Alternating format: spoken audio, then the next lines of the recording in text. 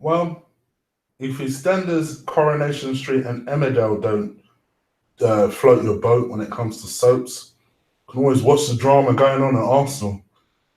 What up, people? It's your boy Chig from Gooner Eagle Eye coming to you again with a brand new video. This time it's to talk about the dramas that are going on at Arsenal, more to the point, involving our number 10, the superstar, Mr. Missing, as a certain league guy calls him, Mr. Sick Note, better known as Mesut Ozil. So normally I wouldn't have done a video about this, but I felt like it was prominent. And usually whenever I talk about Mesut Ozil, it's usually my partner in crime, Lee. And you know it's Lee's favorite subject, so I don't tend to get involved much when it comes to Mesut Ozil. And no doubt we'll touch on it this Sunday when we do a video. I felt like I wanted to comment on this, I must admit. So Mesut Ozil, 3 hours ago, put up a tweet. Because when you want drama, Twitter's the place to go. And he's decided to put up a picture of himself in the number 10 shirt as captain with a status of, and you may recognize this quote, when you start supporting a football club, you don't support it because of the trophies or a player or a history. You support it because you found yourself somewhere there. You found a place where you belong. And he put that in quotations and then put hashtag Dennis Bergkamp. So that's a Dennis Bergkamp quote. This to me is obviously a defiant stand from him. However you want to put it. You could, you know, if you are a Mesut Ozil fan, you probably see this as a message to you guys that, you know, he loves the club, he's here to stay, he's here to give his all, he's ready, he's available, and that it's not him that's choosing not to play. Now, although I talk to Lee Gunner most days, and he has told me what he thinks about this, but I'm not going to directly quote him, but I'm going to say the Lee Gunner types of the world, the people who think this is bullshit, will feel that this is a power play, and that this is Mesut Ozil using the fans to make a play and show that, how can I put it? And show that he is to put pressure on Unai Emery, mainly because maybe he thinks he's going to outlast Unai Emery. What do I think? Now, I'd like to think that if you're a subscriber of mine, if you're someone who listens to me regularly, you know that I try and approach these things reasonably, without bias, and I normally have a reason for why I think what I think, you know? And I know that someone like a Lee, you know, is a very strong, fiery, opinionated guy, and and the way he expresses himself rubs people up the wrong way. I think because I say things a little more softer, shall we say, I think people feel that perhaps I'm more political with it. I'm not. I have quite a strong opinion on the Mesut Ozil thing. Here's my honest opinion and take on this whole situation. I don't hate Mesut Ozil.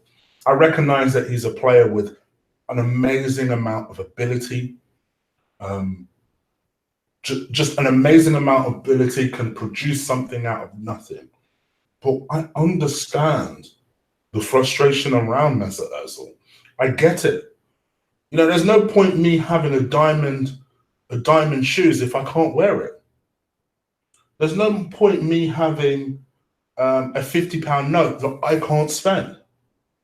Do you know what I mean? It's like, who cares if he is this magician, this miracle man that can produce anything out of anyone, the ultimate assistant, the ultimate number 10, if he barely shows it. Truth be told, this season, when he has featured, here's the honest truth. He's not been completely dog shit. He hasn't. I remember the first 10, 11, 12 games that I think he played. I think he's played up to 12 games. I'm trying to think if he actually has. He hasn't been that terrible. Cardiff stuck out, I must admit. Cardiff he was terrible in. But it looked like he was responding, at least initially, to Mesut Ozil's hard tactics. Sorry, to Unai Emery's hard tactics, who was clearly demanding a lot from him and needed a lot from him. I'm all for that. Because we've needed a Mesut Ozil who doesn't just show up, who doesn't just go through the motions, who doesn't just strop around, who admittedly runs a lot but doesn't run with any particular purpose. We've needed a Mesut Ozil who is going to go out on the pitch and lead from the front as a 29-year-old, as someone who is technically and theoretically the best player on this team. But like I said, what is the point having a winning lottery ticket that you can never claim? Yes, absolutely. Mesut Ozil should be playing. Arguably, he should be captain. I remember there was all this buzz about how Mesut Ozil didn't just want that number 10 shirt. He was desperate for the captaincy. And you know what? As much as I've criticized Mesut Ozil over the last 5 years, I liked hearing that. Because I thought to myself, stupidly so, I thought to myself at the start of the season, fucking hell, if he's offered this captain thing, he's just signed a new contract, maybe he's up for it this season. Maybe he's ready. Maybe that captaincy will bring something out of him that we've not seen before. And all we've seen ever since is sick note after sick note after sick note. Now, I already know what you're going to say. Oh, but Chig, it ain't a sick note. It's clearly Unai Emery's got a problem with him. I'm sorry, did we not see sick notes last year? Did we not see that shit last year? Because I seem to remember it's seemingly every other away game where we needed our magician, we needed our captain to step up from the shadows and lead this team, because clearly we needed something. When we were at our most desperate, Ozil put in a sick note and was up playing Fortnite or whatever the fuck he was doing last year. And that's my issue with Ozil. I'm sure, all right, I get it. You know, the Mesut Ozil fans ain't going to like this. They're going to dislike it before I've even had the opportunity to fully explain myself. I get it. Brand Ozil is apparently, allegedly bigger than the club. There are people today that support the club because Mesut Ozil is there. That is the fact. We're talking about a man who has more Twitter followers than Arsenal Football Club. But you see, for me, I'm an old man. I'm 34 years old. I've seen these big players come and go before. I remember once upon a time, people were devastated that Nicolas Anelka could even think about going to Real Madrid. As brief as he was there, he came, he left, and we still stood here. I remember there was once upon a time, there was these rumors, people were crapping themselves. They were worrying themselves about Mark Overmars leaving to go to Barcelona. He came, he left, we still stood here. I remember again, once upon a time, the fact that Emmanuel Petit could even think about going to Barcelona, and then he joined Chelsea. He came, he left, we still stood here. And it's gone on and on like that. From the Thierry Henrys, and yes, the Thierry Henry one was a hard one. That one was a terrible one. To me, he was a bigger player than Mesut Ozil. He was a more important player than Mesut Ozil. He was a more skillful player than Mesut Ozil. He came, he left, we still stood here. These players come and go. And to me, Mesut Ozil, if he wants to show me or a fan that is skeptical of him that he should be playing, Twitter shouldn't be a place where he's fighting his battles.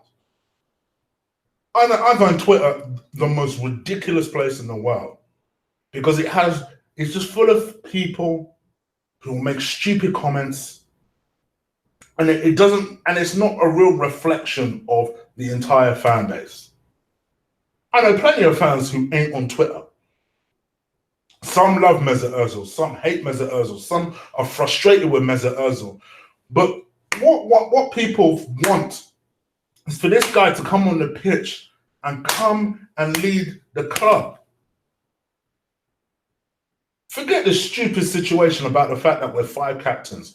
Really and truthfully, taking all my bias out of it, who should be the captain? Not because he's the type of person to lead the club, but because in theory, he is our best player, our most crucial player, but he never shows it. We're talking about a man who in 320 games has missed 100 of those games. And let's be real, maybe 40 of those games was a genuine illness or sickness. Sorry, illness or injury. Maybe. That's not captain material. People want to throw stats. Well, Mesut Ozil runs a lot. Anyone can fucking run a lot. Does he run with purpose? Does he run like he's desperate to create something? Does he run like he's desperate to fight for the club? The club that he allegedly loves? Twitter shouldn't be a place he's fighting his battles. Twitter shouldn't be a place that he's trying to prove that he loves the club. You know how he should prove to me, to us, that he loves the club? Tomorrow he should go into training. Have showdown talks with the manager. And you know what?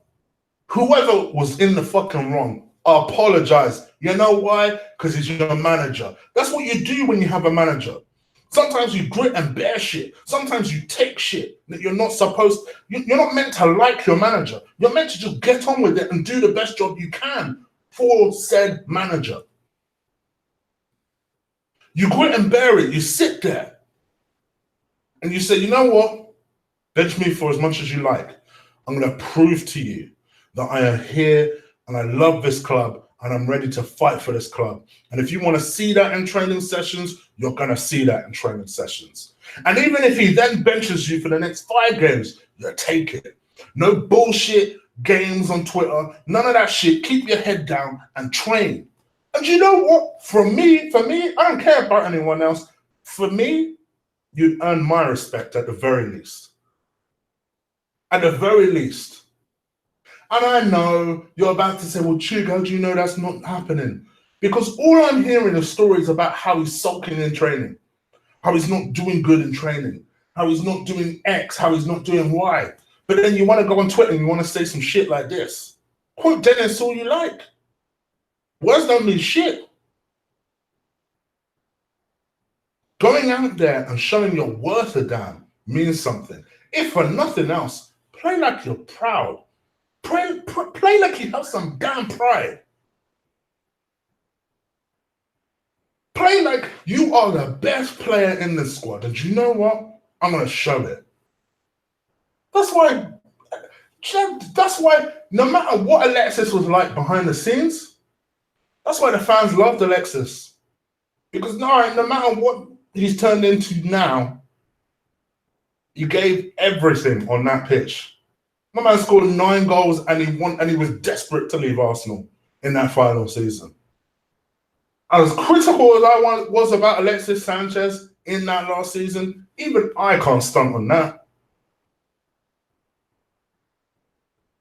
For me, and this is why people hate me, because I will tell you the truth, why I don't go in on Alex Iwobi ain't got a damn thing to do with the fact he's Nigerian.